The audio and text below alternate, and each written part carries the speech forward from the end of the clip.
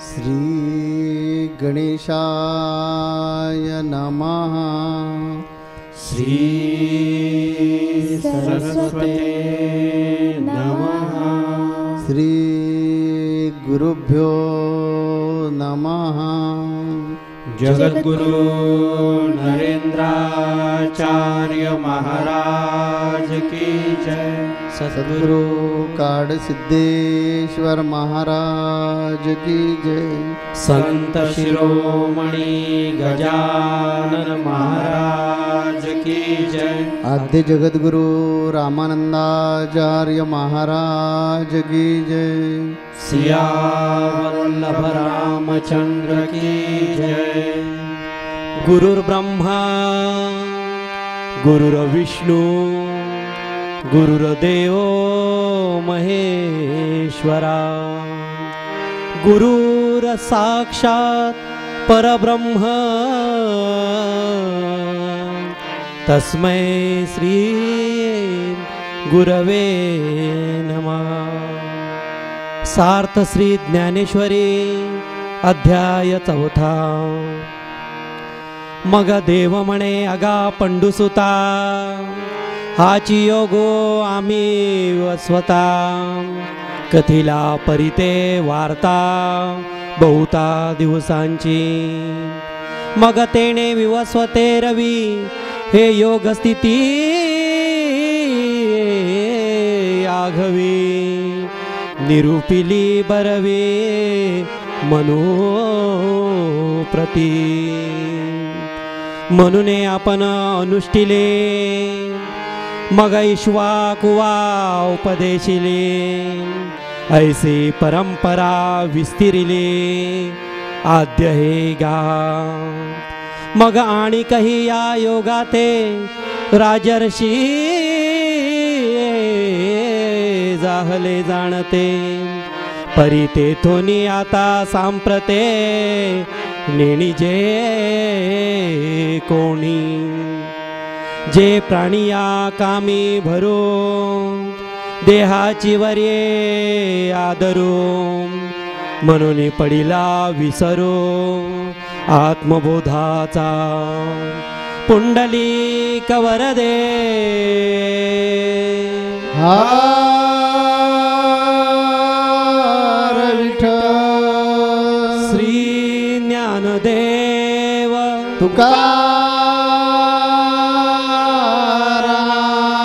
पंढरीनाथ महाराज की जय। जगद्गुरु नरेंद्राचार्य महाराज की जय। आनंद विभूषित जगद्गुरु रामानंदाचार्य स्वामी नरेंद्राचार्यजी महाराज यांच्या चरण कमलानं वंदन करून, परमपूज्य कानिपनाथ महाराज यांच्या चरण कमलानं वंदन करून, पीठदेवता गजानन महाराज यांच्याही चरण कमलानं वंदन करून, संत संघाला उपस्थित गुरुबंधू आणि गुरुभगिनी यांना श्री गुरुदेव। भाविको, मागील संत संघात आपण गुरुमाऊलींच्या मुखातून ऐकलं की भगवान श्रीकृष्ण अर्जुनाला सांगताय, श्रवण भक्ती म्हणजे श्रवण म्हणजे तुझे कान व्यवस्थित कर आणि ऐक अर्जुना, तुला श्रवण भक्तीचं महत्त्व घडतंय। आणि उपदेश करतात की हे अर्जुना, अरे हे ज्ञान मी माझे पिता वासुदेव, माता देवकी, बलराम दादा, साक्षात लक्ष्मीसुद्धा माझ्या एवढ्या जवळ असताना सुद्धा मी त्यांना हे ज्ञान सांगितलं नाही, परंतु आज मी तुला हे ज्ञान सांगतोय आणि ते तू अर्जुना ऐक। आता आपण ऐकणार आहोत की हे ज्ञान भगवंतानी कुणाकुणाला सांगितलं। तर जो सूर्य आहे फार कालापूर्वी जो झालेला आहे, जो सूर्य ग्रहाचा राजा सूर्यदेवाला हे विवस्वान हे सूर्यदेव ह्या सूर्यदेवाला मी हे ज्ञान सांगितलं. नंतर वैवस्वत मनू सूर्यदेवाने आपल्या पुत्राला हे ज्ञान सांगितलं, त्यांनी आचरणात आणलं. आणि काही दिवसानं इक्ष्वाकू राजा मनू राजाने इक्ष्वाकू राजाला हे ज्ञान सांगितलं. आणि हे काही कालानंतर चालतच गेलं. पण पुढे चालून काही राजे विषय सुखामध्ये अडकले आणि विषय सुखामध्ये अडकल्यानंतर हे ज्ञान तिथंच स्थगित झालं. भगवान श्रीकृष्ण अर्जुनाला सांगतायत की हे अर्जुना, मी तुला हे ज्ञान मी तुलाच का सांगतो, कारण तू प्रेमाचा पुतळा आहेस, तू माझा भक्त आहेस, तू माझा सखा आहेस, तू माझा जवळचा आहेस, म्हणून हे तुला मी ज्ञान सांगतो. कारण हे ज्ञान ऐकायला ती क्षमता त्या पात्र्याचं व्यक्ती लागतात, म्हणून मी तुलाच हे ज्ञान सांगतो. पहा, जे कोल्हा असतो तर कोल्ह्याला चांदण्याचं काय महत्त्व. कोल्हा त्याला शिकारीसाठी प्रकाश पाहिजे, उजेड पाहिजे, पण तो कोल्हा त्याला चांदण्याचं महत्त्व नाही पाहिजे.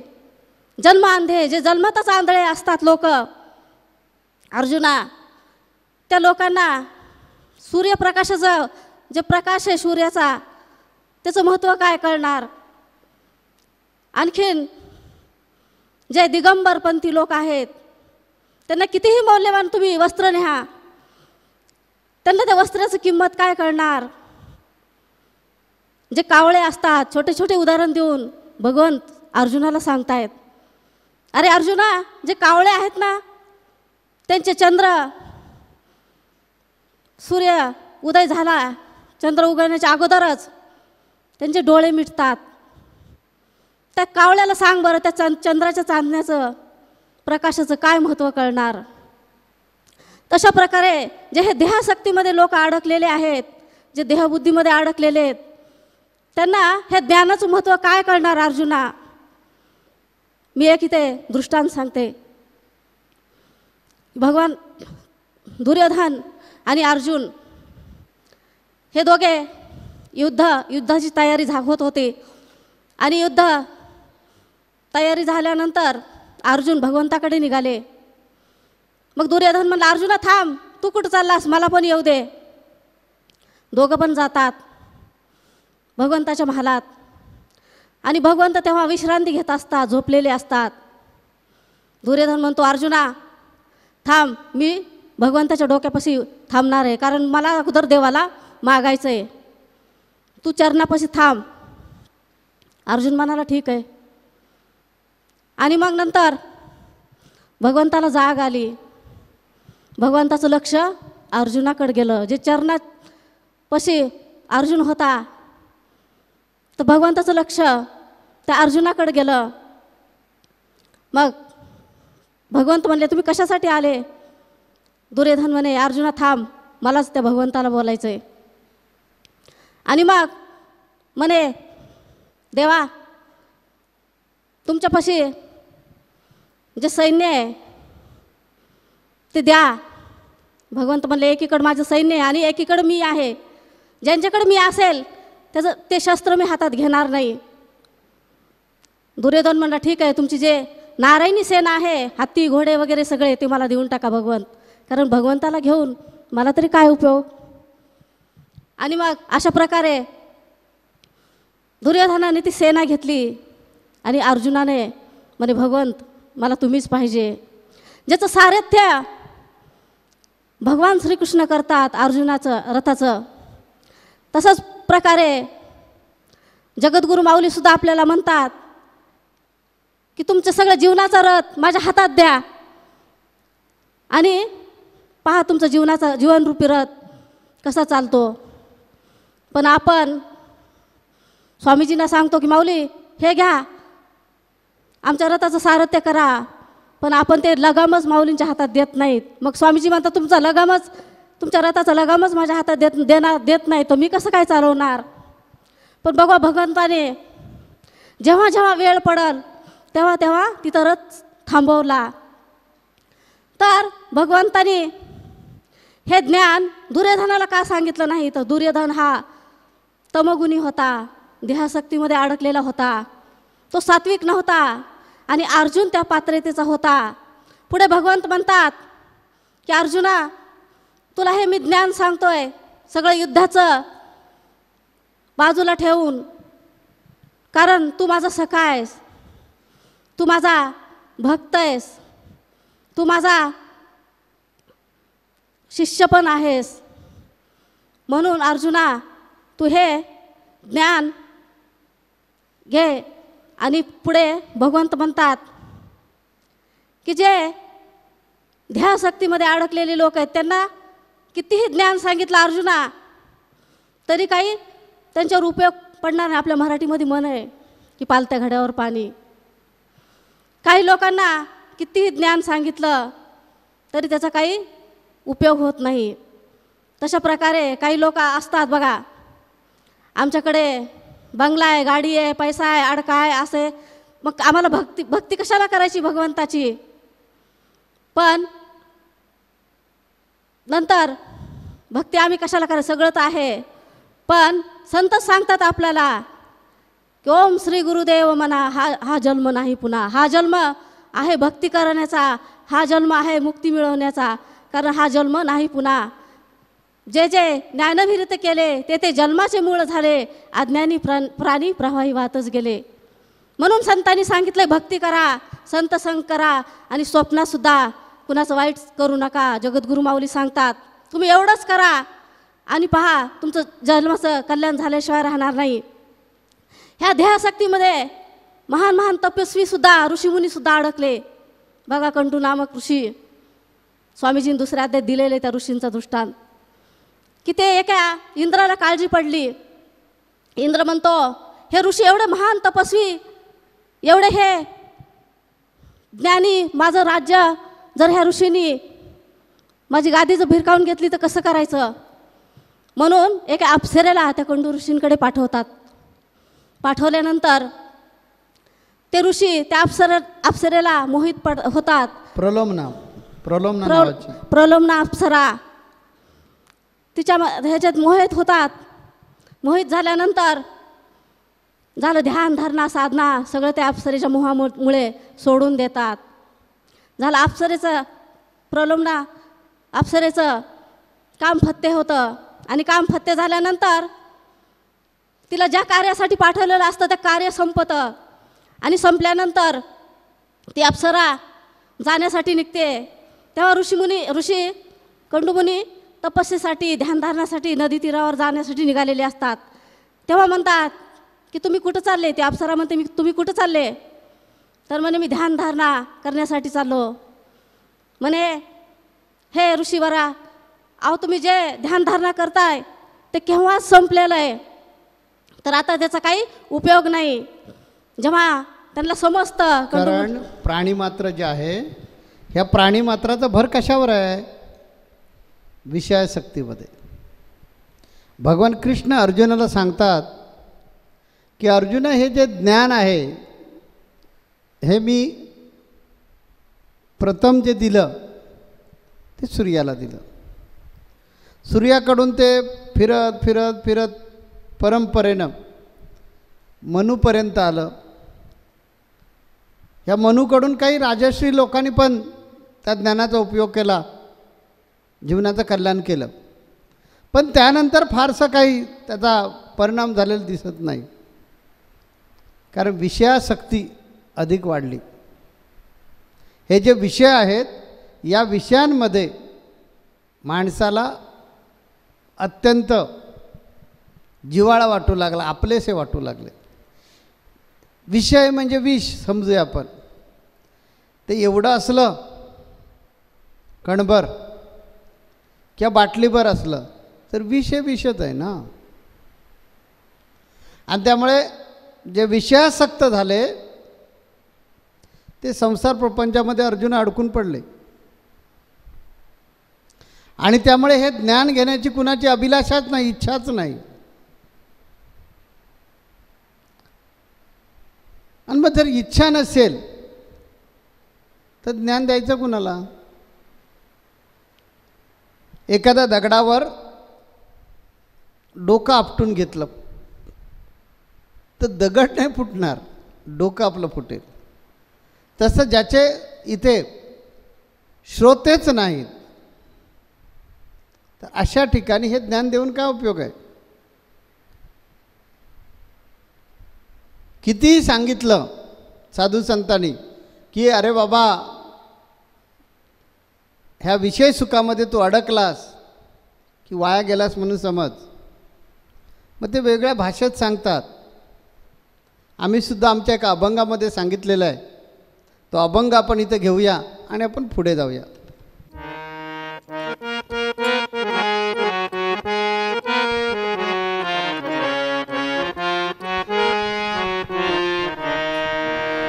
जन्म मरणाचे फेरे चुकती नये मनवा.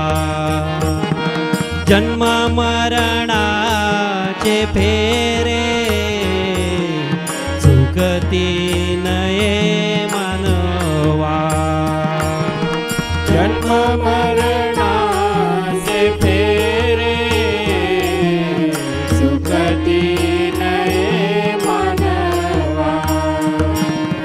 जन्म मरणाचे फेरे सुखती नये मानवा. राजा सोकिरंक यम सोडीना त्याला. यम सोडीना त्याला. जन्म मरणाचे फेरे चुकती नये मानवा. जन्म मरणाचे फेरे चुकती नये मानवा. राजा सोकिरंक राजा सोकिरंक यम सोडीना त्याला. यम सोडीना त्याला. जन्म मरणाचे फेरे सुखती नये मानवा. जन्म मरणाचे फेरे सुखती नये मानवा. नर रूपे जन्म थोरा कनक कामिणी माझी पोरा. नर रूपे जन्म थोरा कनक कामिनी माझी पोरा. नर रूपी जन्म थोरा कनक कामिनी माझी पोरा. नर रूपी जन्म थोरा कनक कामिनी माझी पोरा. धन द्रव्य मिळविले फार आप्त इष्टांशी केले चोरा. आप्त इष्टांशी केले चोरा. जन्म मरणाचे फेरे चुकती नये मानवा. जन्म मरणाचे फेरे चुकती नये मानवा. राजा सोकिरंक राजा सोकिरंक यम सोडीना त्याला. यम सोडीना त्याला. जन्म मरण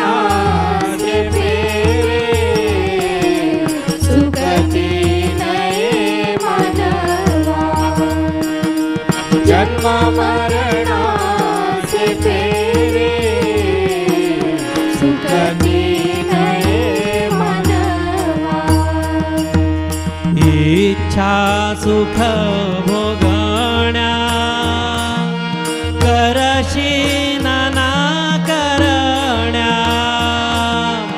इच्छा सुख भोगण्या करशी नाना करण्या.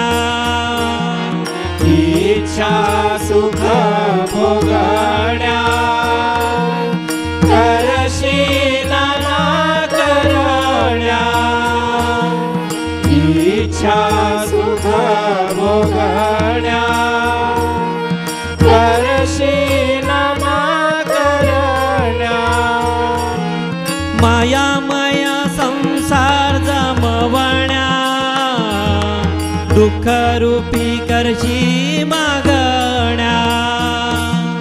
दुःख रूपी करशी मागण्या. जन्म मरणाचे फेरे चुकती नये मानवा. जन्म मरणाचे फेरे चुकती नये मानवा. राजा सो किरंक राजा सो किरंक यम सोडीना त्याला. यम सोडीना त्याला. जन्म मरणाचे फेरे चुकती नये मानवा. जन्म मरणाचे फेरे चुकती नये मानवा. ज्यांच्यासाठी केलंस सार संगे नाही देणार. ज्यांच्यासाठी केलंस सार संगे नाही देणार. ज्यांच्यासाठी केलं सारा संगे नाही देणार. ज्यांच्यासाठी केलं सारा संगे नाही देणार. पाप झाले फार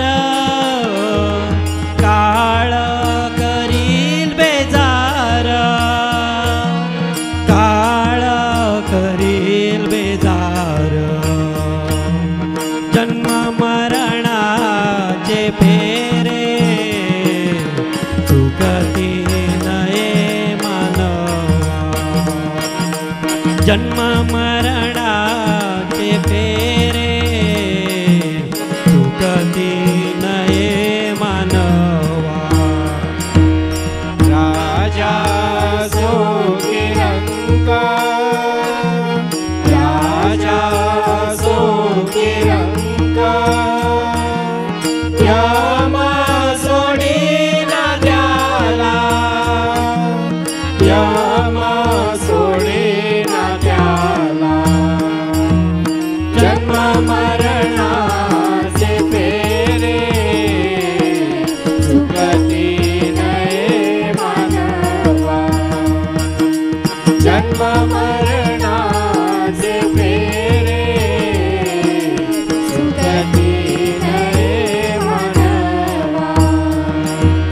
ध्यानी घे जरा रे काळाचे चुकाविण्या फेरे.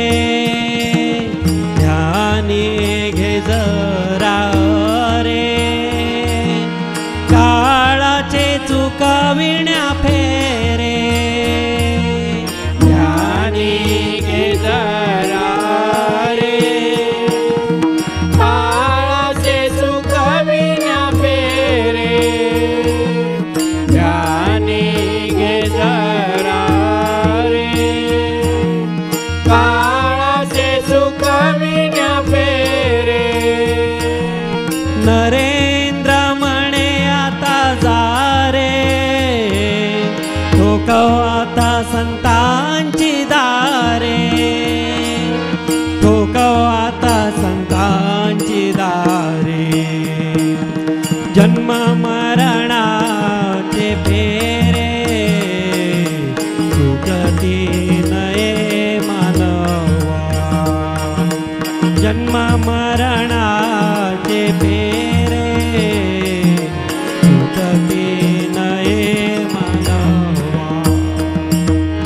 राजा सो निरंकार, राजा सो निरंकार,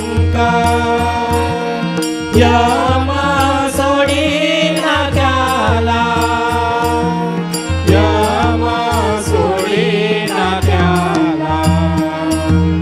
जन्म मरणाचे फेरे चुकती नये मानवा, जन्म मरणाचे फेरे चुकती नये मानवा. जन्म मरणाचे फेरे चुकती नये मानवा. राजा असो या रंक यम सोडेना त्याला. तेव्हा हे सर्वांना ज्ञात आहे, पण अर्जुना जे देहावर आसक्त झालेले आहेत, ज्यांना देहासक्ती लागलेली आहे, त्यांचा जीवावरचा विश्वास उडाला आहे. म्हणजे काय की आत्म्यावरचं प्रेम कमी झालेलं आहे आणि जीवावर त्यांचं म्हणजे देहावर जास्त प्रेम आहे. अशी माणसं हे सगळं ज्ञान विसरलेत. मी जो ज्ञानयोग सांगितला, कर्मयोग सांगितला, हे काही राजांपर्यंत चालत आलं आणि पुढे देहाच्या आसक्तीमध्ये ही सगळी मंडळी विसरलेली आहे. अरे एखादा नग्न माणूस आहे, हा देहासक्तीत अडकलेला माणूस कसा आहे पहा. एखादा नग्न माणूस आहे, एखाद्या गावात नग्नच लोक राहतात. त्या नग्न माणसाला उंची वस्त्र दाखवून काय उपयोग आहे, तो नग्नच आहे ना. तशी अवस्था देहाच्या आसक्तीत अडकलेल्या लोकांची झालेली आहे. आणि त्यामुळे हे जे गुप्त झालेलं, मध्ये लुप्त झालेलं ज्ञान मी कुणालाही सांगितलं नाही. ते आज पहिलं तुला सांगतोय. निमित्त जरी युद्ध असलं तरीसुद्धा त्याला पात्र पाहिजे ना. ते पचवण्यासाठी, ऐकण्यासाठी, समजण्यासाठी क्षमता असायला पाहिजे, आणि ती अर्जुना तुझ्यात आहे. आणि म्हणून इतके दिवस लुप्त झालेलं हे ज्ञान मी तुला सांगतो. त्यामुळे तू मला अनेक प्रकारचे प्रश्न विचारतोयस, तरीसुद्धा मी न रागवता तुला हा योग काय आहे, सांख्य योग काय आहे, कर्मयोग काय आहे, हे सर्व यथा सांग तुला सांगतो. आणि जे मी सांगितलं ना, यात यचकिंचिती तू शंका घेऊ नकोस. अरे हा योग म्हणजे मला प्राणासारखा आहे माझ्या, हा मला अत्यंत प्रिय आहे. हे जे गुह्य ज्ञान मी आतापर्यंत कुणाला सांगितलं नाही, परंतु तू माझा इतका जवळचा सखा आहेस, माझा जवळचा भक्त आहेस. मग सांग, हे जे राहिलेलं गुप्त अवस्थेत राहिलेलं ज्ञान तुला मी कसं नाही बरं देणार. कोणी झालं तरी आपला जीवाच असतो, कंटच असतो, त्याच्याकडेच देतो ना. तिजोरीची किल्ली आपण कुणाकडे देतो, आपला ज्याच्यावर विश्वास आहे त्याच्यावर देतो. तसं हे गुह्य जे आहे ते कुणाला देणार, तुलाच देणार. का तर माझं विशेष प्रेम तुझ्यावर आहे. तुझ्यामध्ये तू प्रत्यक्ष ज्ञानमूर्ती आहेस, भक्तीचा जिव्हाळा असा असणारा माझा जीवलग मित्र तू आहेस. तू मला इतका निकटचा असल्यामुळे आणि माझ्या विश्वासाला पात्र असल्यामुळे हे गुह्य जे आहे हे ज्ञान तुला सांगण्याचा मी प्रयत्न करतोय. म्हणून आता कुठली शंका कुशंका घेऊ नकोस. आणि युद्धाला उभा राहा.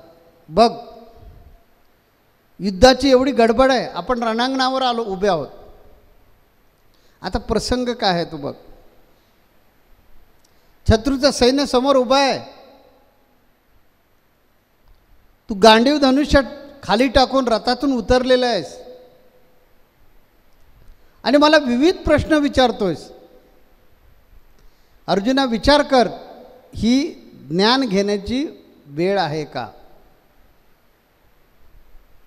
पण तुझ्या प्रेमामुळे, तुझ्या भक्तीमुळे, तुझ्या पात्रतेमुळे मी तुला ज्ञानयोग म्हणजे बुद्धियोग आणि कर्मयोग सांगितलेला आहे.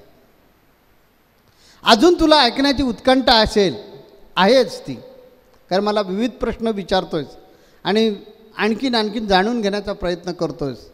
त्याचं काय कर, जीवाचे कान कर. आणि अजूनही सोपं कसं सांगता येईल, विविध विषयावर भाष्य कसं करता येईल याचा मी प्रयत्न करतो. आणि यापुढे तुला अजूनही विस्तृत स्वरूपामध्ये मला सांगायची इच्छा आहे. त्या शांतपणे तू ते ऐकून घे. अशा प्रकारे भगवान कृष्णाने अर्जुनाला सांगितलेलं आहे. आता अर्जुन हे ऐकल्यानंतर त्याच्यावर काय प्रत्युत्तर देतो हे आपण पुढच्या संत संघामध्ये ऐकणार आहोत. जगद्गुरु नरेंद्राचार्य महाराज की जय. सद्गुरु काळसिद्धेश्वर महाराज की जय. संत शिरोमणी गजानन महाराज की जय. आद्य जगद्गुरु रामानंदाचार्य महाराज की जय. सियावल्लभ रामचंद्र की जय.